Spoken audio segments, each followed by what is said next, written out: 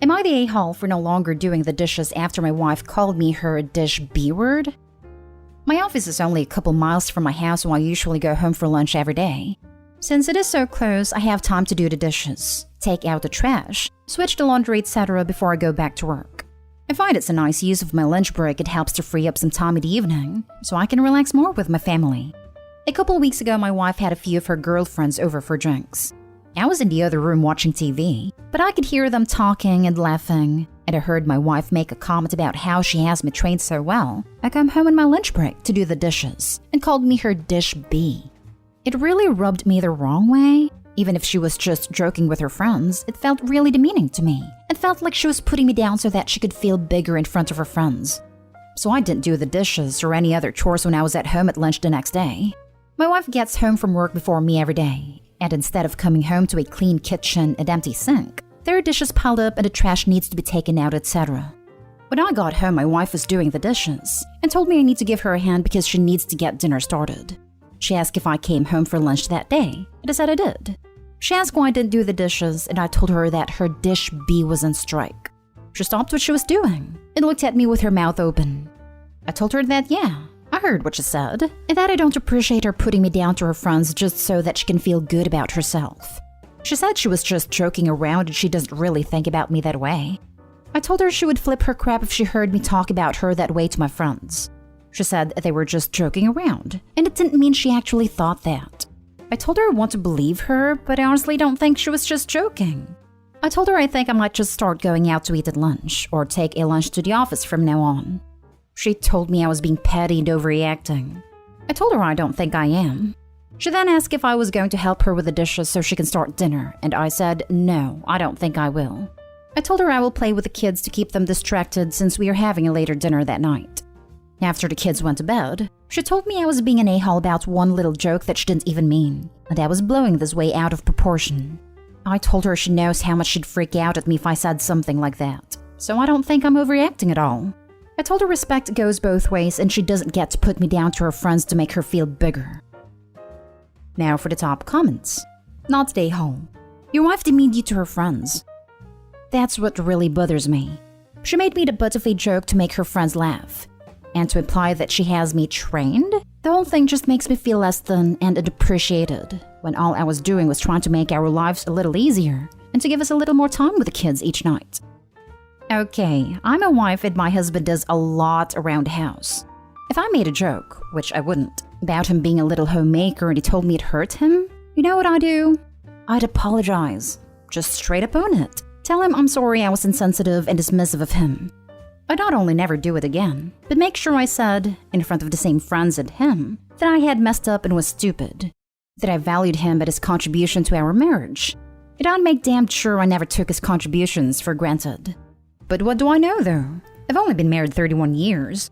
You're not the a-hole, my dear. If the roles were reversed, all of these comments would say, leave the partner. He's disrespecting you when you actually are making his life easier. Red flags all around. Therefore, you are not the a-hole. God, exactly this.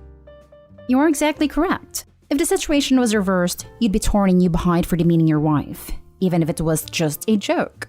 Respect goes both ways. It's not nice to talk about your partner like that behind their back, and neither it is nice to take your partner's actions for granted. Next story. Am I the a-hole for not wanting to get my girlfriend an expensive engagement ring? I've 26 male, been with my girlfriend 26 female for 4 years, and we've recently been talking more and more about marriage. Although my girlfriend grew up relatively well off, for the time I've known her, she's been pretty low maintenance. She's never cared about designer brands, rarely buys new clothes, and the jewelry she owns was gifted to her. I have a decent job now, $80K a year, and I've been saving up for a while, but growing up my family didn't have a lot of money. My girlfriend and I have always seemed to be on the same page when it comes to saving money. I assumed she would be fine with a more affordable ring. So when I started looking into rings, I discovered moissanite rings, which look similar to diamond rings but are much more affordable, and I was looking at rings in the $1,500 to $1,800 range. When I mentioned this to her, she insisted she wanted a real diamond ring, and sent me links to a bunch of diamond rings that she liked. The prices ranged from $6,500 to $10,000. I told her that I wasn't willing to spend that much. She seemed genuinely mad, and said it wasn't that expensive. We got in a pretty big argument over it. I told her that it was ridiculous to ask me to spend that much, and I thought she was more reasonable than that. And she said I was being cheap and that I could afford it, and that I was basically saying she wasn't worth it.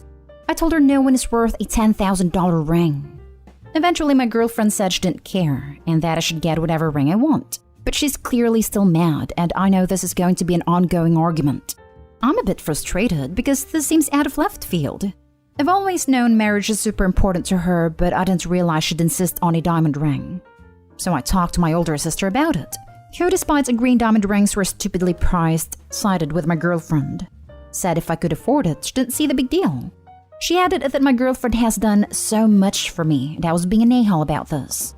What my sister means by my girlfriend doing so much for me is that she was really supportive when I was in a serious car accident 4 years ago. I broke multiple bones and required a few surgeries. Although where I live most healthcare is covered, I was unable to work for a while and had expenses I wasn't able to pay. I had been dating my girlfriend for only 6 months at the time, and she was really there for me. I couldn't pay my rent, so she let me move in with her for free and helped pay for a few expenses and for physical therapy I needed. She also helped me get a job with her uncle, who was the VP of an insurance company. It was an entry-level position, and I had a business degree, so it's not like I was unqualified. Obviously, I've thanked her for all she did for me, but it's not something we talk about much.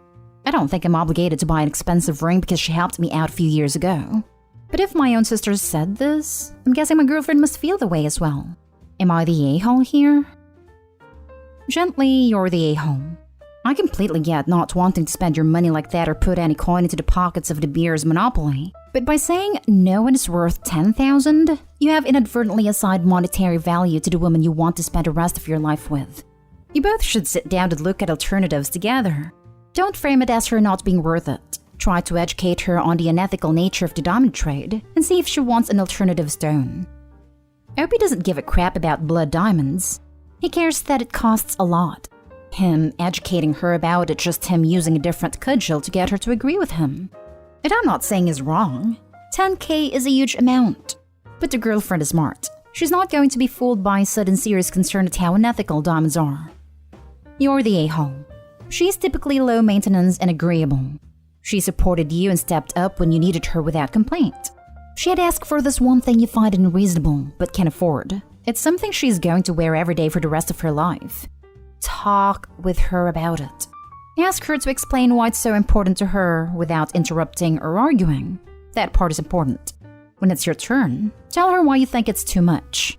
Focus on how you could use that money together, not just on being wasteful. Why you find it wasteful even though you can't afford it is what matters. No one is worth $10,000 sounds a lot like I don't love you that much in the heat of the moment. Once you have both given real, understandable, calm reasons, try to find a compromise if you still disagree.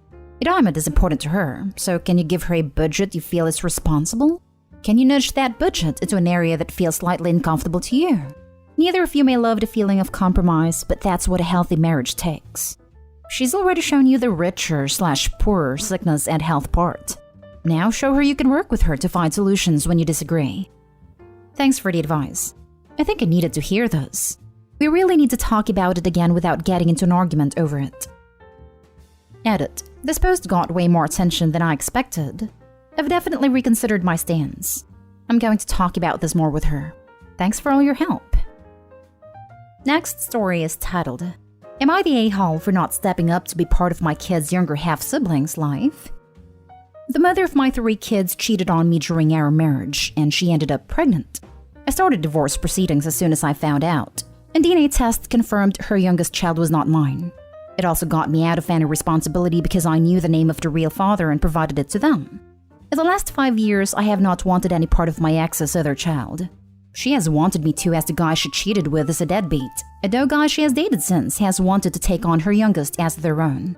I have focused on being a good dad to my kids, but I can't find it in myself to be anything to this other child. My kids have told me their mom brings it up to them. I've asked them how they feel, and they say since their sibling is not my child, they know I'm not responsible for him, and they think it's not a big deal like their mom thinks. But ever since the youngest started school, it has posed a bigger problem, because the child feels bad that it's not included by me, and it doesn't have a dad. It made my ex's family reach out and attack me, and call me an a-hole for not being willing to prevent this for the child. For my kids too, since they want them to care more than they do. So essentially, they want the kids to want me to include their sibling as part of our family, and not just family with their mom. And I think it got under my skin a little. It made me question if I'm the a-hole for not including this child, because I know I won't love the child. I know I don't want the child, and I know the child would always feel like a burden to me.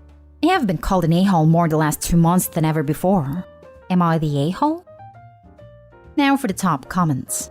I feel badly for the little kid, but not the a-hole. The child isn't yours, and you can't be expected to love the reminder that your ex-wife cheated on you. You have no financial or emotional responsibilities here. The next time anyone calls you, tell them to mind their business and stay in their lane. Better yet, let them know if they care so much. The role is free. They can step up and be the father figure they so desperately want the kid to have. Not the a-hole in any way. Your ex's child does have a dad, but it isn't you. And raising the child as its father is not your responsibility. On top of it, I wonder if the ex would be able to claim allowance for the illegitimate kid as well, if Opie ever gives in and becomes a father figure to him. Anyway, not the a-hole. You don't love the kid, you didn't make the kid, and thus it is not your role to care for the kid. Your ex caused the situation along with her lover. It does suck for the kid, however, I can understand why you feel the way you do. It's not on you to provide for him or take an active role in his life. Your ex has made her choices, and now she has to live with them.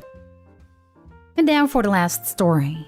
Am I the a-hole for giving my sister-in-law's baby formula? I'm going to start my post by saying that I don't have kids, and I have no experience with babies or motherhood or children. I'm 18 and beyond being around them in group settings, where at least one of the parents and a ton of people are around. That's it. Just for some context to my post. My brother's wife had a baby 17 days ago. I didn't go visit them yet, but my brother and sister-in-law sent me some pictures. My brother said our cousin Rachel was around a lot because my sister-in-law is having trouble breastfeeding, and Rachel's a big believer in it and is helping her. I offered to help them if they needed it. And on Saturday, they asked me to go to the grocery store for them because no home delivery had an open spot. When I dropped the food off, I was shocked at how bad my sister-in-law looked. She literally looked like The Walking Dead.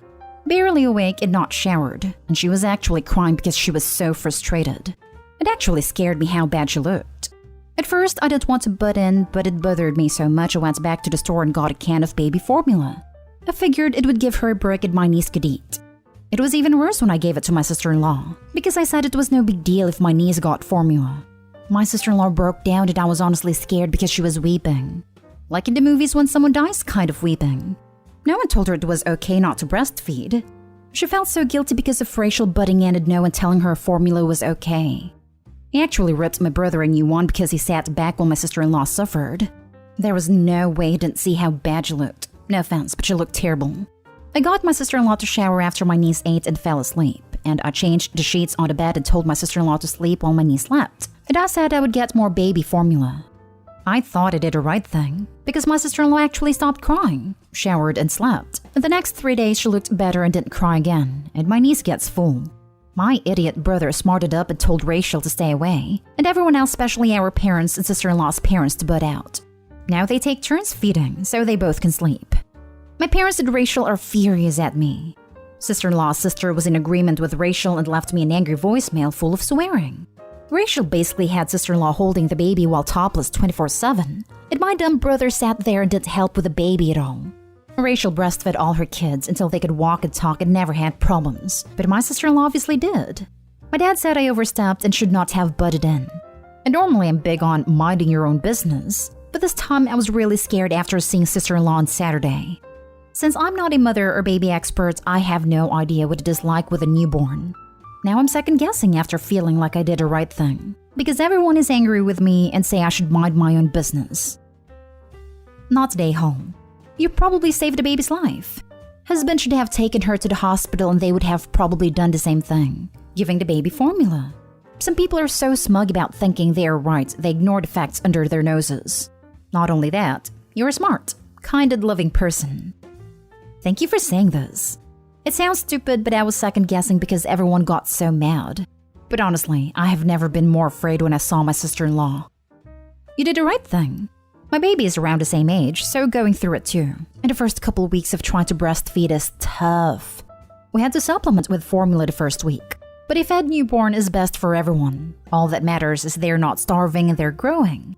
If your sister-in-law really does want to breastfeed, look into lactation consultants. The hospital may have resources available for her. I get to see them through my hospital for 6 weeks. They're the ones that advised me to use formula until I produced enough milk, and baby figured it out. They're a much better support system than whatever your sister-in-law is going on now. They helped me gain the skill and confidence and taught me how to grow my supply. Or sticking with formula is great too. Whatever works best for your sister-in-law is best for baby. Not day home. I teach developmental psychology, and one of the biggest conversations I have with my students each semester is that a fed baby with sane parents is the goal. Breastfeeding is often sold as the best/only responsible option, but that just isn't true.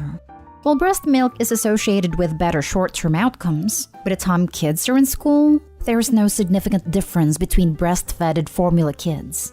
You did right by helping your sister-in-law. In that state, she couldn't be the best possible parent for her kid. Sometimes we need to be given permission to do things in a way that works for us, rather than the way society tells us. You gave her that permission. I didn't even realize what a big deal people made over breastfeeding until my sister-in-law broke down and I posted here. Before that, I had no idea.